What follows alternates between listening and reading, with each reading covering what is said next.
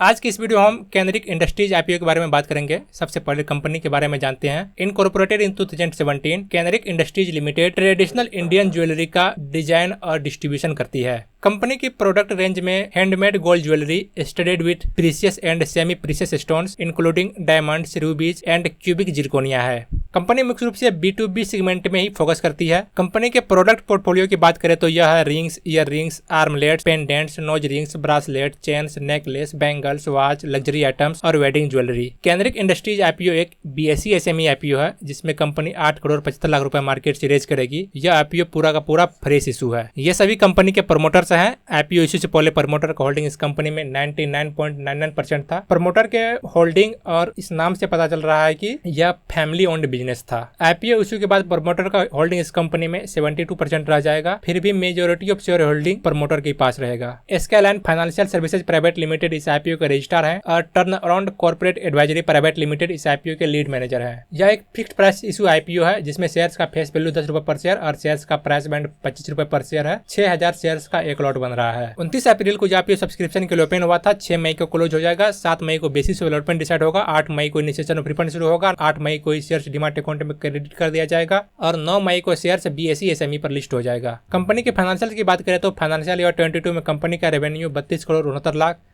Financial year 23 में company का revenue 59.18% से इंक्रीज हुआ और 52 करोड़ 4 लाख पर पहुंच गया और फाइनेंशियल ईयर 24 में कंपनी का रेवेन्यू 36.38% से बढ़ा और 70 करोड़ 97 लाख पर पहुंच गया। कंपनी का profit after tax financial year 22 में 38 लाख था। फाइनेंशियल ईयर 23 में 24% से इंक्रीज हुआ और 47 लाख पर पहुंच गया और फाइनेंशियल ईयर 24 में 128% से इंक्रीज हुआ और 1 करोड़ 8 लाख पर पहुंच गया। कंपनी के ऊपर डेट 31 अक्टूबर 2024 तक में 98 लाख का है जो कि पिछले फाइनेंशियल ईयर के प्रॉफिट आफ्टर टैक्स की तुलना में भी कम है। मतलब इतना डेट कंपनी आसानी से चुका सकता है। कुछ फाइनेंशियल मैट्रिक्स की बात करें तो डेट इक्विटी रेशियो 0.06 है, मतलब डेट नेग्लिजिबल है। प्रॉफिट आफ्टर टैक्स मार्जिन 1.53 है। ज्वेलरी के बिजनेस में प्रॉफिट आफ्टर टैक्स मार्जिन कम ही देखने को मिलता है। रिटर्न ऑन इक्विटी 9.01% का है और रिटर्न ऑन नेटवर्थ 8.62% का है। अब सबसे इंपॉर्टेंट सेगमेंट इस आईपीओ की जीएमपी की बात करें तो 29 अप्रैल को यह आईपीओ सब्सक्रिप्शन के लिए ओपन हुआ था और आज 5 मई है, लगभग 7 दिन हो चुका है। ये 7 दिन में इस आईपीओ का ट्रेड ग्रे मार्केट में ओपन नहीं हुआ है, इसीलिए इस आईपीओ का